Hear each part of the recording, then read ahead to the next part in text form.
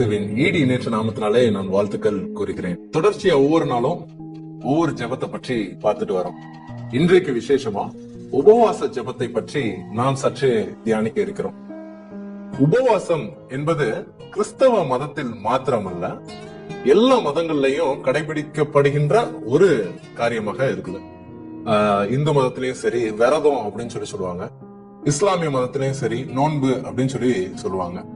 ஆனா கிறிஸ்தவ மதத்துல உபவாசம் எதற்காக இருக்கிறார்கள் என்பதை நம்ம புரிஞ்சுக்குவோம். 3 முக்கியமான காரியத்தை நான் சொல்லணும்னு ஆசைப்படுறேன். முதலாவது, உபவாசம் என்பது வேதாகமம் முழுவதுமாக அநேக இடங்களில் கடைபிடிக்கப்பட்டிருக்கிறது.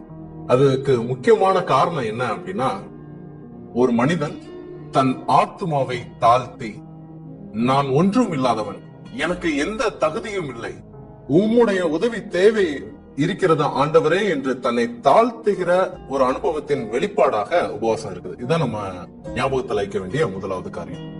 இரண்டாவது காரியம் நான் உங்ககிட்ட சொல்றேன். நினிவே மக்கள் எல்லாரும் சேர்ந்து உபவாசம் இருந்தாங்க. ஆண்டவர் யோனா என்ற தீர்க்கதரிசி மூலமாக இந்த பட்டணத்தை நான் அழிக்கப் போகிறேன் என்று அறைகூவல் விடுத்திருந்தார்.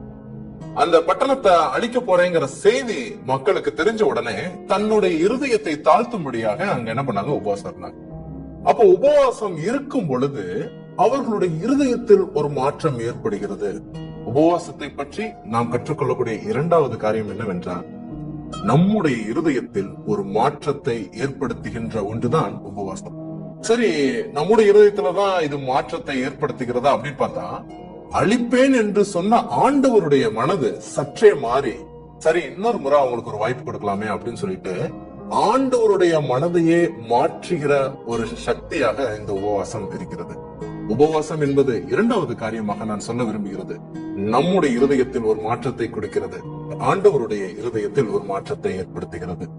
மூன்றாவது ஒரு அருமையான விஷயம் நான் சொல்றேன் உபவாசத்தை பத்தி. உபவாசம் எங்கெல்லாம் வேதாகமத்தில் ஏறெடுக்கப்பட்டுள்ளதோ, உபவாச ஜெபம் எங்கெல்லாம் வேதாகமத்தில் ஏறெடுக்கப்பட்டுள்ளதோ அங்கே எல்லாம் பதில் உடனடியாக கிடைத்திருக்கிறது. நீங்க உங்களுடைய வாழ்க்கையில ஏதேனும் காரியங்கள் உடனே பதில் கிடைக்கணும்னு ஆசைப்படுறீங்களா?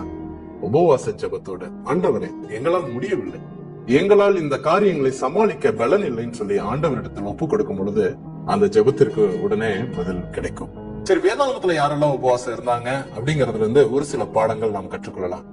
மோசே உபவாசம் இருந்தாரு.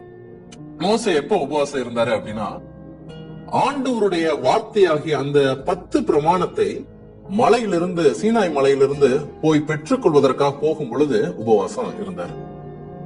நாம நம்முடைய வாழ்க்கையில ஆண்டவருடைய வார்த்தையை பெற்றுக் கொள்வதற்காக, சத்திய வேதத்தின் வார்த்தையை பெற்றுக் கொள்வதற்காக உபவாசம் இருந்திருக்கிறோமா? நம்ம சிந்திச்சு பார்க்கணும். இரண்டாவதா, நெகேமியா உபவாசம் இருக்கிறாரு. நெகேமியா ஏன் உபவாசம் இருக்கிறாருன்னா, நெகேமியா பாபிலோன்ல அடிமைப்பட்டு இருக்கிறாரு.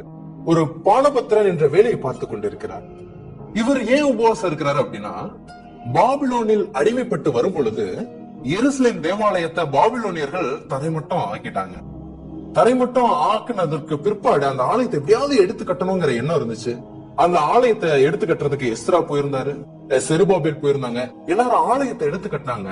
ஆனா அந்த ஆலயத்தை சுத்தி மதில் கட்டுறத பார்க்கும் பொழுது அந்த வேலை நடந்த பாடா இல்ல, அந்த வேலை முடிந்த பாடா இல்ல. அங்க ஒரே பிரச்சனை. அப்ப ஆலயத்திற்கு ஒரு பிரச்சனை, ஆலயத்தை மதிலை கட்ட வேண்டும் என்ற எண்ணம் அவருக்கு இருந்தது. அப்ப ஆலயத்தில் ஒரு பிரச்சனை என்ற உடனே உபவாசம் இருக்கிறாரு.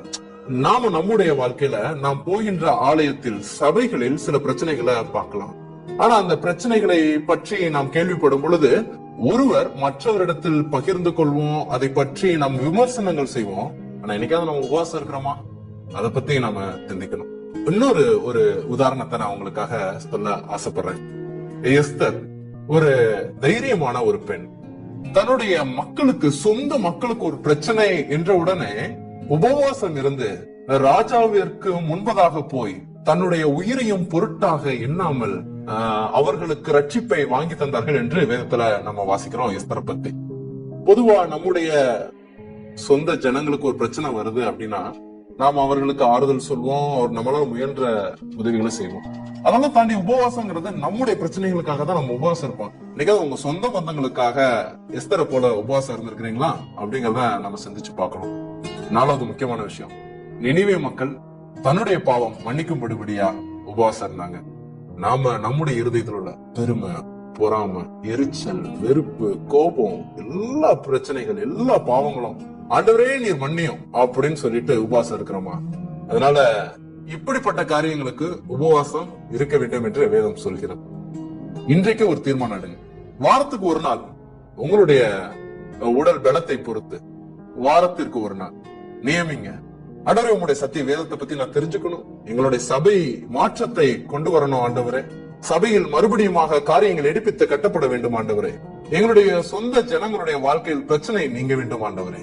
எல்லாவற்றிற்கும் மேலாக எங்களுடைய பாவங்கள் மன்னிக்கப்பட வேண்டும் ஆண்டவரே அப்படின்னு சொல்லிட்டு உபவாசம் இருக்க நீங்க தீர்மானிக்கிறீங்களா? அப்படி தீர்மானித்து ஜெபம் செய்கிற ஒவ்வொரு உள்ளத்தையும் தேவன் தாமே ஆசீர்வதிப்பாராக. ஆமென்.